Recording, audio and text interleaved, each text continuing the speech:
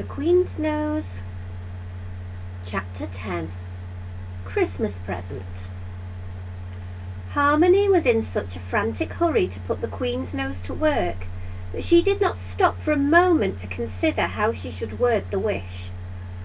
And as for the Labrador puppy, the thought of it never even crossed her mind. She simply yanked the coin out of her pocket, looked to make absolutely sure she had the right edge. She rubbed and spoke straight from her heart. I wish that Uncle Ginger will get better and come home and live near us and never go back to India again. She looked quickly at the Queen's face, and the Queen smiled. There was no doubt about it. And somehow, strangely, the 50-pence piece felt different in her hand. Afterwards, she couldn't exactly think how. It looked the same. There were the 9 clasped hands encircling its value and its date, and there were D.G. Reg F.D. and Elizabeth too.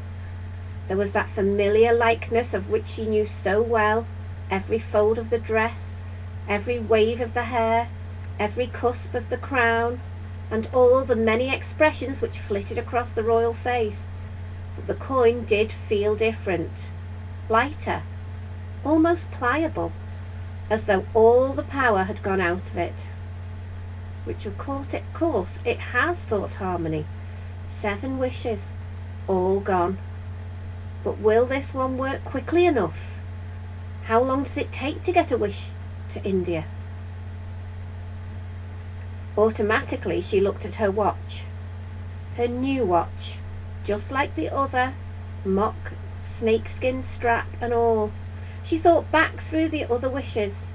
All had been granted immediately or within a very short time of using the Queen's Nose. What was happening? Why was India so far away? After breakfast the telephone rang. In spite of his bulk, the sea lion was first to reach it. As he gave their number, his voice, Harmony could hear, was not quite steady. But it was only one of Melody's friends. We could hear by phone, could we, Daddy? Asked Harmony. You can ring up from India, can you? Oh yes, we could hear by phone, or we could get a cable, or we might have to wait for a letter. I think we must hope it'll be by letter. Bad news travels fast, they say. And no news is good news, said her mother. And patience is a virtue, said Melody, and they all managed some sort of smile. In fact, they heard nothing for a week. Every time the phone rang, someone picked it up as though it were a poisonous snake, but it was always harmless. Every morning Harmony, first up as usual, watched tensely for the kangaroo, half hoping, half fearing that he would stop, and when he did, looking quickly at the stamps. But apart from one which gave her a fright for a moment, it was an American one, on a letter from Aunt Jessica, they were all English. On them the face of the Queen was utterly expressionless. It was not until the following Saturday that the virtue of patience was rewarded, for once Harmony had overslept, and she woke to see the sea lion coming into her room in his dressing gown, a great smile on his big round face. He was holding not 1, but 2 letters. Miracles do happen, he said. Later, after breakfast, when they had all read and reread them, one from the hospital doctor in Bengal, and, enclosed in it, one, unbelievably, from Uncle Ginger himself. Harmony took the letters down to the chicken house and sat on the tea chest and read them both, all over again, to Rex Rough Monty and Anita. The doctor's, dated the previous Saturday, a week after his first, was cautiously, surprisedly hopeful of the chances of recovery of Mr. Henry Parker, who in the early hours of that morning had, in the writer's words, turned the corner. It was full of ifs and buts and long words whose meaning Harmony did not understand, but it made one thing plain enough. Uncle Ginger was alive and was going to stay alive. The enclosure was proof of that, even though it was just a couple of lines of laborious scrawl. Still around, just. Still around, just, it said. Very tired. Forgive scribble. Love you all, Ginger. P.S. Funny thing, fever went like magic. I should think it was magic, Mrs. Parker had said. No one's ever supposed to recover from that fever. And Mr. Parker had remarked on the odd chance that, allowing for the difference in time in the two countries, his brother's recovery must have started at just about the moment when they had received the first letter. It must be Harmony up to her trick, said Melody, laughing. Whatever do you mean? Well, she made me wish, you know, and I said I wish I could go to America, and look what happened. Fancy that, said the Sea Lion with a grin. We've got a magician in the family. What's your next trick going to be, Harmony? Going to produce another rabbit, perhaps, out of my hat? And they'd all laughed. They'd never believe it if you told them, said Harmony as she folded up the letters and let Anita out to graze. Even if I told them that Uncle Ginger's going to come home again and live near us and never go back to India again, they'd just say, well, anyone could have guessed something like that. But that's all going to happen, Rex Ruffmonte, because it was all part of the 7th wish. 2 months went by. 2 months in which many letters flew between Wimbledon and Bengal. And then came the day when they were all once again at Heathrow, watching a big Air India jet taxi to a standstill. And out of it came a crowd of ordinary men and women and children, and one unmistakable silver-tipped grizzly.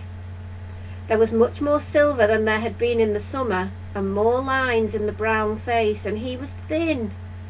But the old smile was there as he greeted them all, and for Harmony once again a very small, private wink.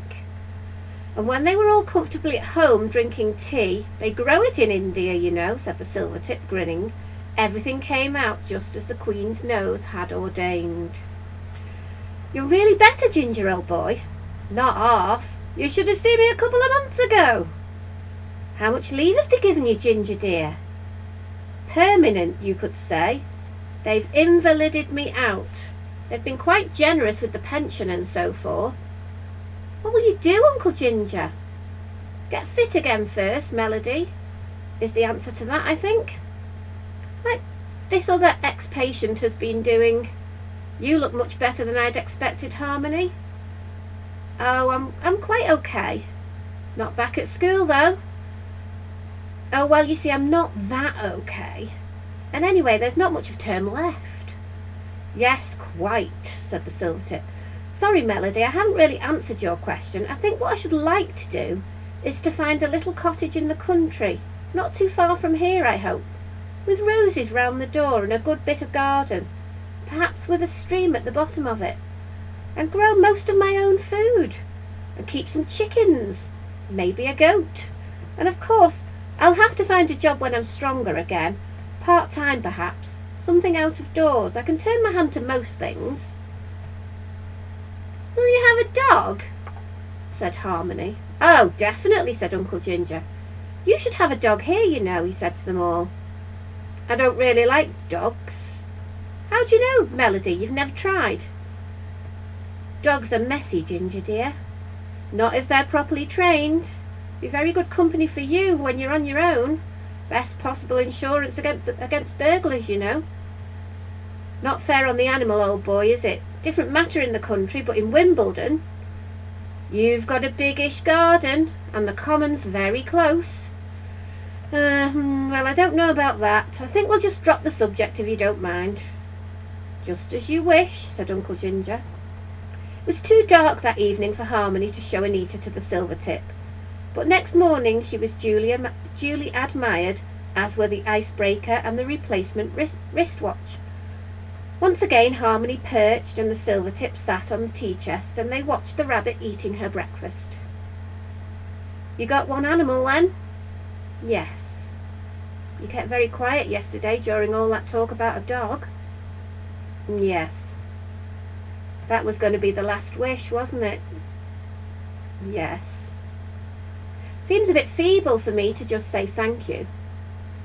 Don't thank me, Uncle Ginger. Thank the Queen's nose. Still got it? Oh, yes, of course, said Harmony. She pulled the coin out and handed it over. Uncle Ginger held it up to the light from the little wire netting window. Absently, he rubbed the edge opposite the Queen's nose without saying anything. After a moment, he gave it back and said, Funny the way things happen, isn't it? Yes. Just chance, do you think? Or magic? Magic. You believe in it now? Oh, yes. Don't ever stop. He got up and ducked out under the low door. Come on, let's go and have a look round the local estate agents. The sort of cottage I want may take a bit of finding. In fact, it took a month and an awful lot of looking at cottages that were too large or too small or too posh or too tatty. But when they did succeed, Harmony was somehow not in the least surprised to find that it was not too far away and that there was a little stream running past the edge of its good-sized garden. Round the door, of course, there was a climbing rose. By Christmas, Uncle Ginger was settled in, so well settled in that he invited them all to Christmas dinner. And after it was a Parker family tradition to wait until then, they all exchanged presents. And Melody took pictures with the beautiful camera he had just given her. Isn't it smashing, she said to Harmony. What did Uncle Ginger give you? Oh, said the silver-tipped grizzly. I almost forgot. And he went out of the room, leaving the door open. Harmony looked at the sea lion and the pouter pigeon and the Siamese cat, and they all had the same expression on their different faces. Secretive, expectant, half smiling. And suddenly there was a bumbling, blundering, pattering, shuffling noise, and in through the door lolloped two fat, satiny, coal-black creatures, and behind them was the grizzly, grinning. Oh, Uncle Ginger, what a surprise! Cried Melody in a very artificial voice. You've got 2 Labrador puppies.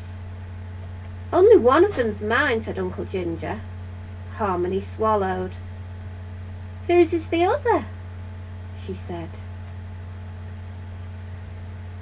Yours.